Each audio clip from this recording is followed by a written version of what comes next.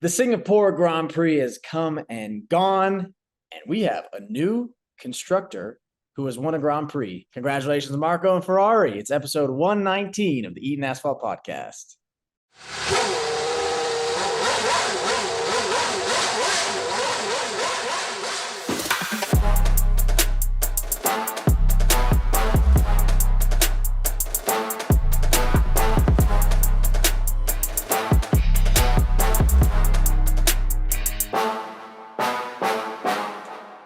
Marco, how are we feeling? I'm gonna hand it back to you. You're welcome. We stopped history from happening, dude. Not are we going to have a Red Bull win the entire season. You're welcome. It feels really good. There was a lot of pressure on my back after the last previous races. Ferrari looking pretty good. Monza, all this hype.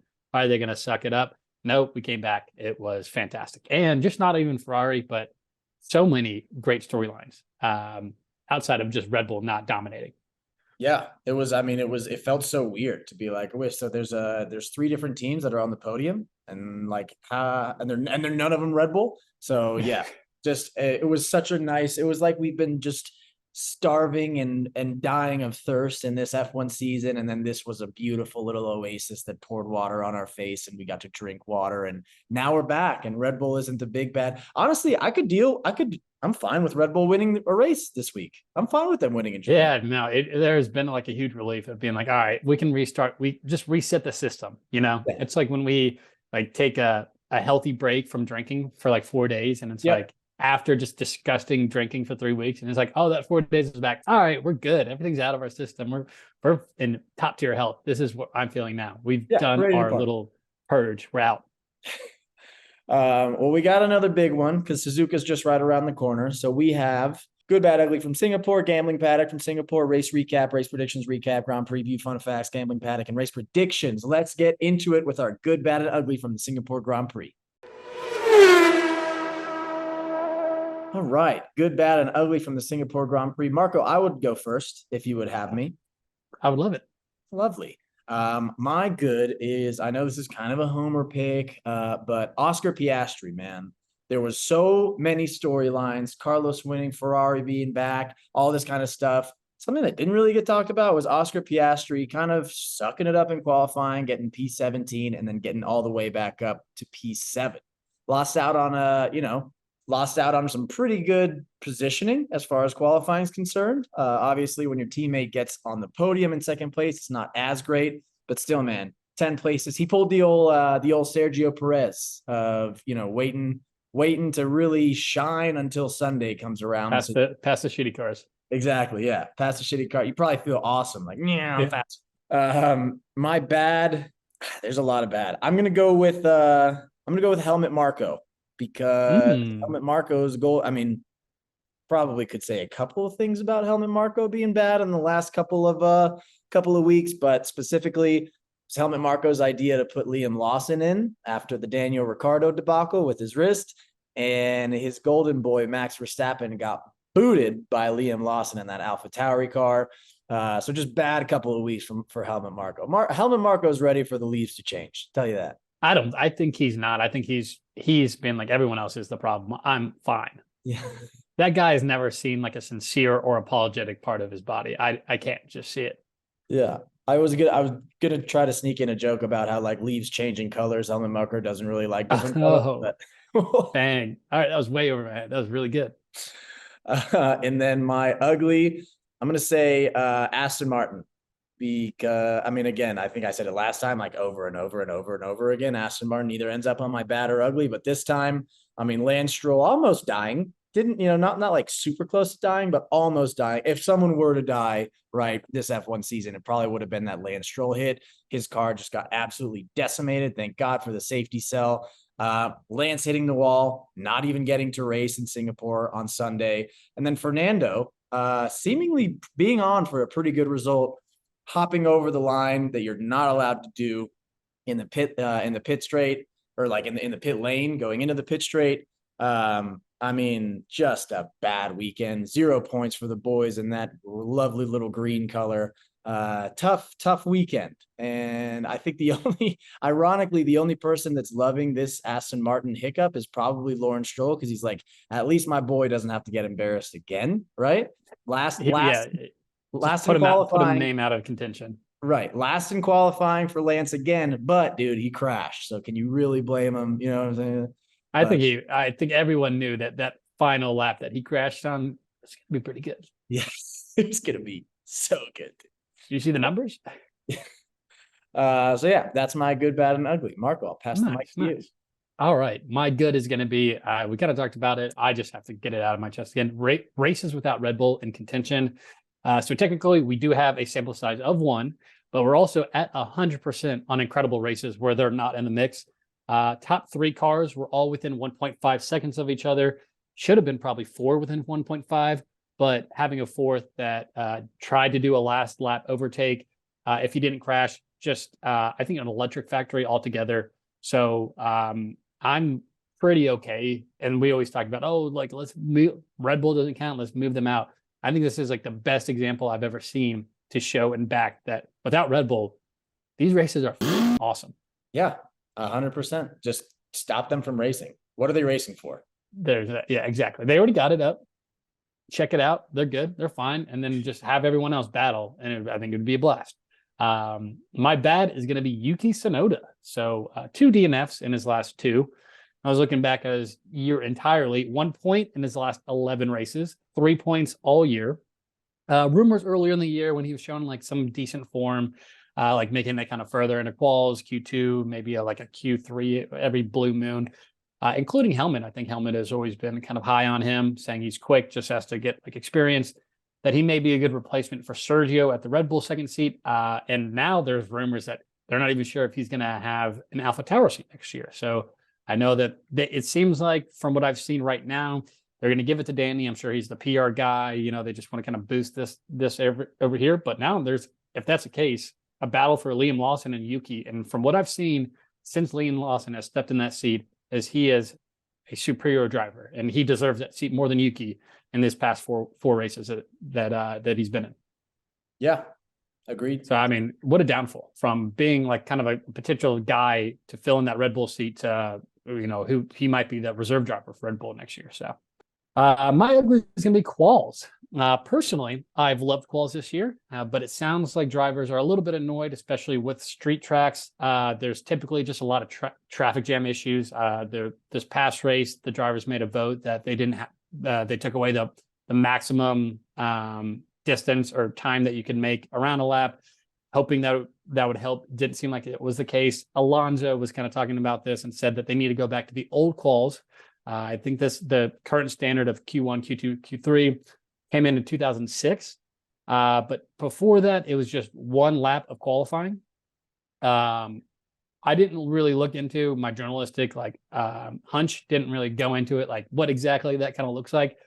My understanding is just you start from the beginning and you just go at one lap. I think it's going to be like a 10-minute quals, I guess, if you just let each driver kind of have their time to start.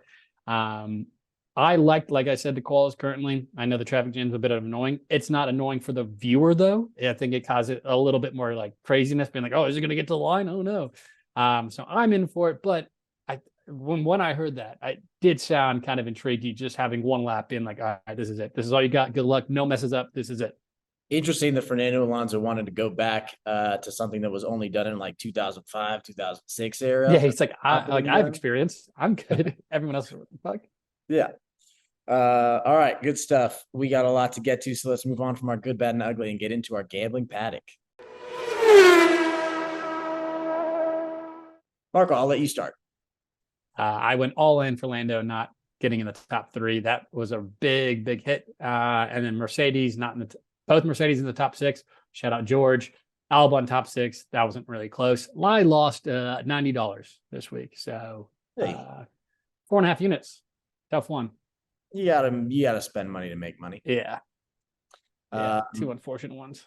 I did not. An even number of cars did not finish the race. Race winning margin for qualifying was under 1/10 of a second. and Red Bull did not win qualifying. So I was up a total of $35 to take my total from 380. We're back in the 400s, baby. So $415, less than 5 units down, son. We are on a roll. Yeah, Marco's sitting at $515, me $415. We're making the people money over here on this side, Marco. So people know who to tail. Yeah. I thought about this, the winning margin under 0.5. I would have loved to done what you did and been like, show me a screenshot, because we're looking at the quals for Japan and it's plus 150 from 0 to less than 0.1. So just a little odd. 5 times the distance. Just seems interesting. So it was less than 0.1. I'm just saying, but like you put it out there, it just seemed a little weird.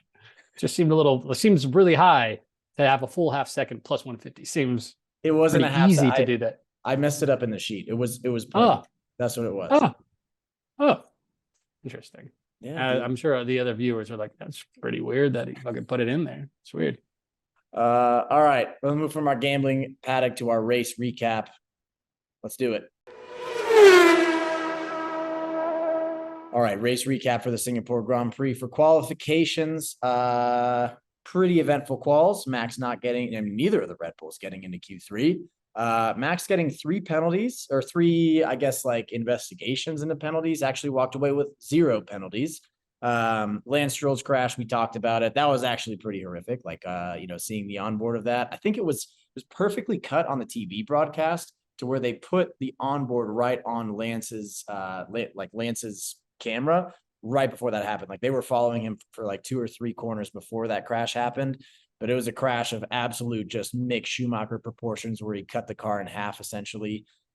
Did make him last again, but as we said, doesn't count because he crashed. The numbers were good. He was on for a provisional pole, I think, before that crash. And then Liam Lawson, talked about it in my ugly, or my bad maybe, but Liam Lawson kicked out Max from Q3. Do you think Max goes back and says like, hey guys, maybe we find someone else for AlphaTauri after what this idiot did to me? This son of a bad teammate. Yeah, I feel like Max of all people would definitely be like, hey, I'm all about the team, really, like not about myself. So I understand the qualms he would have if that were the case. He's like, look, you're not going to find a more like for the team guy than me. Supportive, follow the rules, even if it doesn't go if it goes against what I want personally. I get the radio. This is what I listen to. Yeah, he's like, look, I'm a team guy. All right, I'm not out for me. I just want the team to win. But yeah, quals was awesome. We have been hitting an incredible streak of just extremely entertaining qualifications. So let's keep that up in Japan. Nice. All right, let's talk about our Sunday race, starting with our 5th place team, McLaren, 24 points on the weekend, 139 points total. Lando Norris, P4 to P2, Oscar Piastri, like we said, P17 all the way up to P7. I love the spin. Does Carlos have to thank Lando for coming in first in this race? Yes. If he's not in that position, if he's not in the top 3, if he's not in front of the Mercedes won this race. Those tires were way fresher than everybody else under those Mercedes. They were quicker all weekend, like that. It just seemed like that was going to happen. I'm sure we'll talk about it with Ferrari, but I mean, Carlos deserved that win. The way his strategy and his internal of how he kind of defended in that way, something I had never seen before, was just fantastic.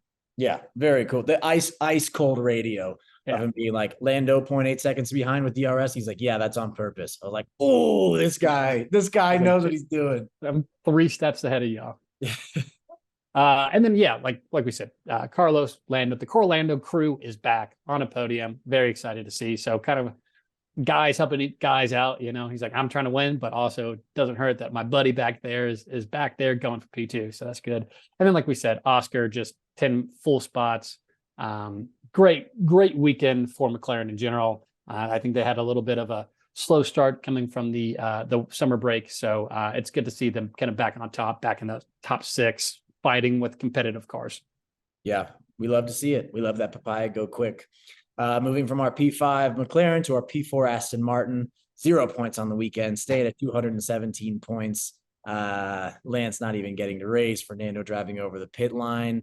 They had another slow pit stop. Ferrari's bad luck has now shifted into Aston Martin. Like they just kind of like shoved it away into the garage next to them. And now, yeah, Aston Martin's just seems to be going through it. I don't really have a lot of sympathy for them. It's kind of like funny to me, like just how bad their luck has turned. If you think about how, like, what race was it where Fernando was like, all right, that's the last race that we're not on the podium. Oh my guy, you Huh. have Huh. not been there like you promised. But yeah, no points. What is that now? They are, say, 78 points in front of McLaren. Seems awfully possible to me. But I'm biased. Um, I'm not biased, and I can very much see this happening. I mean, the wheels have come off, literally and figuratively. The wheels are coming off of Aston Martin right now. So, For a while, I all right, thought that Seb was going to be racing, dude. When Lance couldn't race, and they're like, "Oh, Sebastian is in Japan right now." I'm like, "Can you do that? Like, can you just like, can you not be in racing shape and be like, hey, we need you? Just rip is it off a Superman." is it is it 100% out that he's not going to race? I don't know. I haven't I really. saw something to be like, oh, like Japan, like Seb is the most like loved person in Japan in Formula One, and like just so happens he's here for some like environmental reason. What are the odds? So I'm not rolling it out until I see a definite. Papa Stroll says, "Hey, my bull is playing." He can't. I mean, the only unfortunate part is this dude's coming with broken wrists and he's driving, so it's going to probably be hard to get this driver head out of the seat. You know, Yeah. guy just loves to race. All right. P3 Ferrari, 37 points on the weekend. I believe that they came out on top. The most points out of all teams, 265 points. Carlos Sainz, P1 to P1. Charles Leclerc, P3 to P4 for the second straight week. For the second straight week as well, Carlos back-to-back pole. And like we said, just a fantastic drive the last 5-10 laps. He just knew exactly what to do and just did it to perfection. So Ferrari, Red Bull, only two teams actually win. You're welcome again. And everyone kind of talks about, I would say, it's basically like this is Charles' teams. Like Carlos isn't getting the support that he needs. He's going to go to Audi, all this stuff. A lot of back and forth. Papa Sainz has been saying some stuff. But it just seems like there's been a bit of a tide twist. There's, after coming from summer break, the Ferrari kind of made some updates to the car. Seems like that there's a little bit more understeer, something that Charles is not very strong with. So he's just had a little bit of struggles in this car. He's been kind of open to saying that. And he's like, great for Carlos to actually figure this out. Like, I need to catch up. I need to be better. It does look like that, Carlos is 19-point gap ahead of Charles, which is fantastic. But like, who would have guessed that Carlos would have been a P1 currently? I think everyone just had it as Charles is kind of the wonder kid. But Charles still strong, P3 to P4. Got an unlucky late release. They kind of did a double stacking in the pits, then ran into some traffic in there. So it was about a 5.7 second pit stop. So that just unfortunate, could have benefited him a little bit. But talking about the P2 team up next, only 24 points behind Mercedes. They've made some massive jumps over the past couple of weeks, catching up to them. I hope this is a similar thing to last year, where it came down to the final race. I know there's not going to be like last year competition in P1, but if we can get to competition in P2, two fun teams going at it, that's all you can ask for. Definitely. Yeah. Ferrari is just an objectively fun team right now. Like I think early season Ian and Marco would be very jealous of late season Ian and Marco of the fun that we're having watching our team. And Yeah. that's like very exciting. Yeah. All right, from P3 to P2, Mercedes with 16 points coming away from the weekend. Could have been a lot more if old Rusty boy didn't smack that wall. Was just George close to another podium and throws it away. Another probably forecasted podium, can we say? Most likely he forecasted that podium. It just keeps working, dude. Those weather people like him, not good at forecasting. Forecasting is just not an It's exact. hard, dude. I mean, good race, right? 289 points total on the season. Lewis Hamilton, P5 to P3, getting on that podium. George Russell, obviously, down to P16. But Lewis, only takeaway from Mercedes is that, like, clearly on a good trajectory, maybe not as good as the people as Ferrari right behind him. But my biggest takeaway was Lewis looked about 50 years old on that podium where Carlos and Lando were celebrating. He looked like the uncle that was there to pick up Carlos and Lando from like a play date, like at the pool. It was just like, all right, boys, you keep having fun, but it's time to go soon. Like, we got to go. It's late. I mean, he's an old man. That was late for him, you know? He's like, he's tired. And I got to get it out of here. that's a hard race. Yeah. And then, I think like other big news is Lewis overtaking Fernando in the championship to go into P3. So Lewis, just Mr. Consistency. Like, I feel like we talk about him just because he's always up there, but like that consistent for that long. P3, I saw that and I was like, oh yeah, all right, makes sense. Like he's there, and I think he's gonna stay there because he's just when you have that, even like a remotely good car under him, he's gonna get you some pretty consistent results. So fun to watch. Not as fun as Red Bull Red Bull. Not as fun as Ferrari and McLaren right now, but still in the mix. I think you gave me the courtesy earlier. I am an unbiased watcher of the Ferrari Mercedes fight right now. Right. I don't mean to jinx it, but I feel like what did we say? It was 19 points. That's not a big enough gap. Yeah. Not that big enough of a gap. And 24 points. Got it. Smart. 24 points, not a big enough gap to really. There's too many races left. There's too much racing to go for them to be feeling comfy. So it's exciting. We got so many good races all around. So many good battles. I will say the only difference here is like Mercedes, like we said, probably looks like the quickest car this weekend. Just very unfortunate of how they lost out on those points. They would have been pretty close on points wise if George didn't make that mistake. So that's the hard part for me. It's like they're looking very strong as well. But that just makes it fun. It's not going to be like, oh God, like we're going to catch up in 2 races, and it's going to be like we're going to keep moving past it. So as long as we keep chipping away, maybe have some of those big ones like we saw.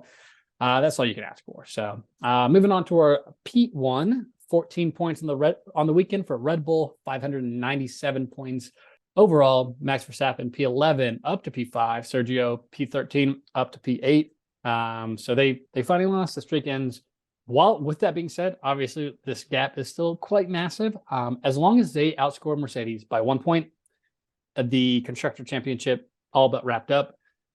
So as long as we can kind of get that out of the way and just have them like, oh, all right, they won the constructors. All right, let's move on. That's going to be fun. And then after that, once Max kind of officially writes off of the Drivers' Championship, move on. Let's have like fun stuff that's still outstanding. So it's kind of nice to kind of get this out of the way. And this has been looming over our heads since like the 3rd race. So it was only a matter of time. Made it past summer break, which is cool, I guess. But yeah. No records to break, right? So they have to do something, and there's just like, oh, I guess we'll just win the championship this weekend. So that's super early. Okay, fine. Yeah. So that does it for our race recap. On to our race predictions recap. All right. So race predictions recap. I walked away with 4 cars not finishing the race. That was the only thing I got, taking my total to 18. And I got Lawson or Sargent in the points, taking it to 28. Bullshit. But good job.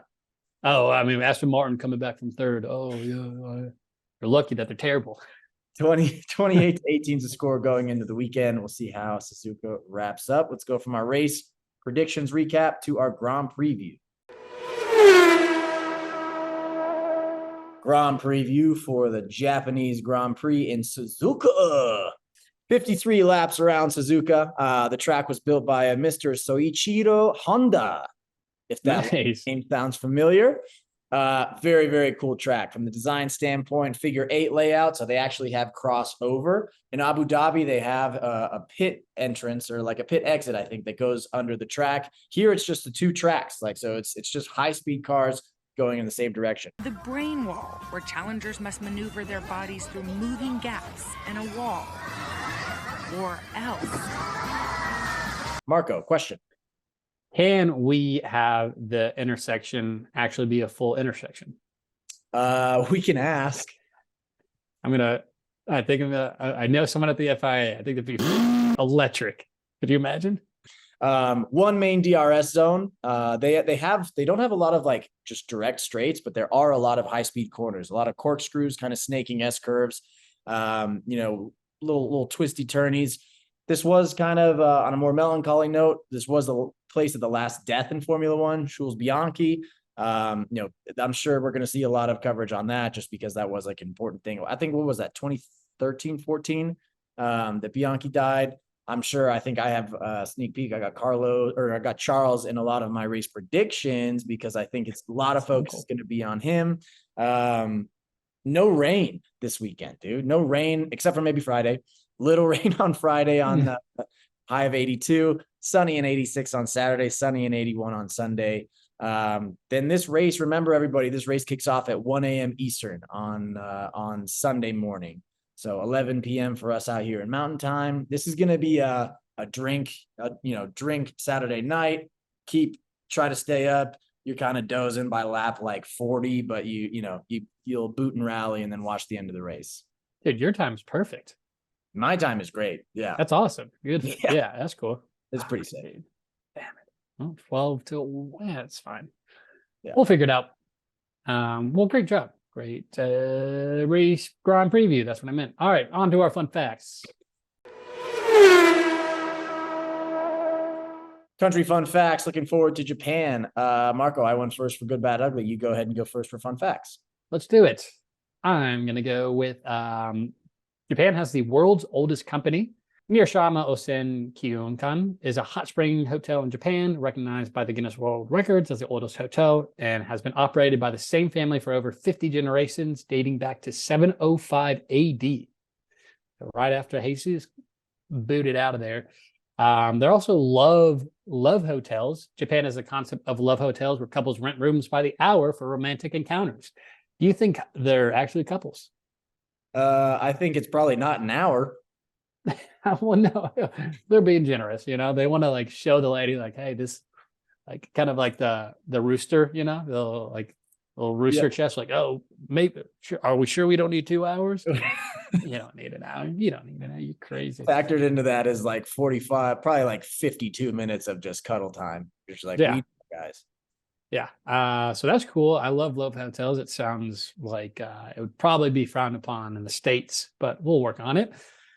Island. It is an island nation. Japan is an archipelago consisting of 6,852 islands. I don't know. I thought there's no way. I thought there's not even enough. There's too many islands. That's too many islands. I think there's probably only like 4,000 in the world. The 68, almost 6,900. Nice.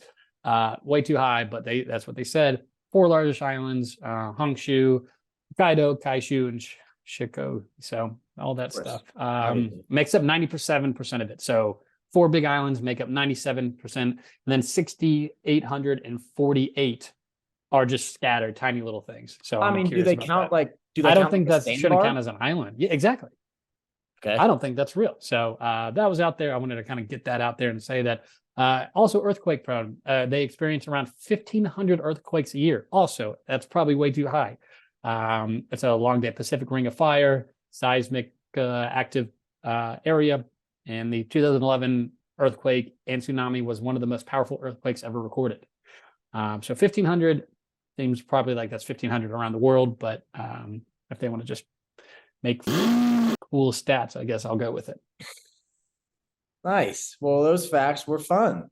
Yeah, they were. That was actually a fun fact. I had some good facts. Yeah. I got some fun facts too. I have there in Japan, they celebrate the festival of the Iron Phallus, Kanamata Matsuri, originally held as a means to guard against sexually transmitted diseases. So it was like kind of like a dare, but for STDs. So like a metal condom? Yeah. The way they did it was just like built a big metal penis and just paraded it around the city. Got phallic hats, puppets, floats, costumes, even lollipops. So it's basically just like a big bachelorette party for a weekend in Japan. So I see that in Nashville every weekend. That's crazy. Yeah, exactly. We also have Hokkai Heso Matsuri, celebrated in July. It is the belly button festival. So everybody covers up everywhere above your shoulders. And then just kind of like, I'll send you the midriff, some midriff. Yeah, They Nice. just celebrate the belly button. They just have little parades of belly button. Doing research, I found out that a lot of Japanese people like doing parades for stuff that's like not really that big of a deal. Japanese people are I think the horniest people. Okay, well Maybe that's a stretch out there. I think from what I've seen, they seem kind of horny. Well, that's a great segue into my Love third hotels. fact. Third fun fact. What'd you say? Love hotels, iron dicks, belly buttons, and this one that you're about to say right now. Okayama is the naked man's festival. Literally, what sounds exactly count it. It's a bunch of dudes just getting together, wearing kind of like a Borat-esque little what do you call that? Banana hammock. That works. Maybe plantain hammock for these guys. A little mini plantain hammock. Nice. Good. If you look it up, it's literally just like it looks like all the fraternities on a big state school campus just got together and decided to be naked. And they were all just like, yeah, we're naked now. Look at us. That's the fun facts that I got. Those were maybe best fun facts of the season. They were actually quite fun. Yeah, I had fun. Did you? I had fun too. All right. Let's look forward and finish up with the gambling paddock and race predictions here. For my gambling paddock, I am going to pick a Ferrari car to win the qualifying at plus 300. Give me a unit on that. I'm going to have Verstappen to win the race by 10 plus seconds and have the fastest lap. Give me 1 unit on that, plus 150. And then I'm going to pick Charles Leclerc over George Russell in the race. So that's minus 120. Give me a unit on that as well. Saying these out loud, I don't like any of them, but that's why we gamble. Usually that's the good weekends is you. And you're like, I feel terrible about this. All right, mine. A non-max quals winner, so we can both win on this, plus 125 or plus 125. So 1 unit on that. And then you know what really fucked me up, or really messed me up last weekend, and I'm just gonna if I am willing to go to 0 in the next 3 weeks, if that means I keep missing this. Lando not in the top 3, 4 units, minus 250. He's not getting up there.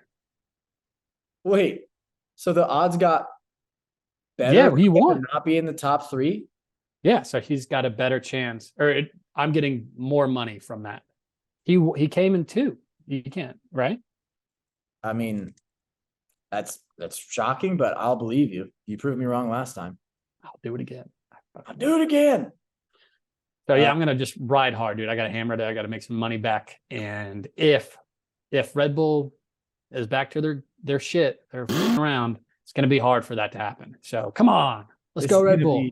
This is gonna be a disastrous weekend for you if things don't go well. Oh my God, just one. One's fine. I'm probably gonna lose. Max is gonna win quals, but my God, if Lando comes in the top 3, I'm in big trouble.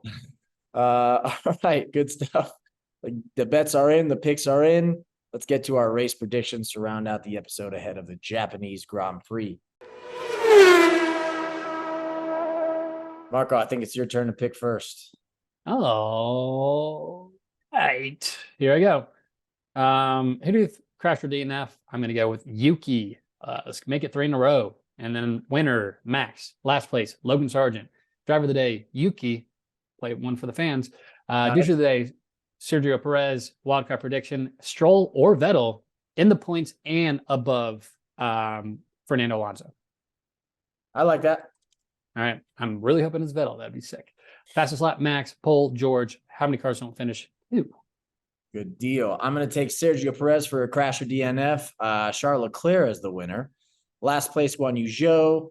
I don't think Chinese and Japanese people are like super fond of each other, just based off of the South Park that I've watched. So I'm going to root for the away team there, or the home team. Driver of the day, Carlos Sainz. Again, douche of the day, Max Verstappen, another Red Bull. A third team to win the race. So could be a Mercedes. If it's a McLaren, I'm going to be mad. It could be a McLaren, No. And then fastest lap, give me Charles Leclerc. Pole, give me Charles Leclerc. And then I'm going to take a bloodbath in Japan. 6 cars don't finish the race. I think it's just going to be a mayhem. And I think that's what I'm shooting for. Sounds like Nagasaki all over again. Am I right? Jesus Christ. I knew you were going to go to that. Oh, really? Dude, you set me up. You texted me. You said, dude, drop this joke. No, I did not. Gotta get the people going. I was like, what the? No, I did not do that. All right. Oh, That's okay. enough of us talking. I feel like that was actually a pretty manageable episode for a little too. Good for us. We tried our best. We tried our best, folks. We always do. Sometimes it's not enough, but today I feel like it was. We're the best. We're the best. Thank you, everybody, for listening. I don't have anything else to say. We'll see you after the Japanese Grand Prix. See you, assholes. See you, assholes.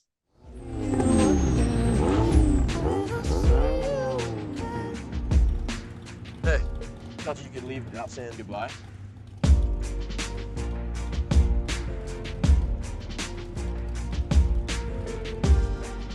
I used to say I lived my life a quarter mile at a time.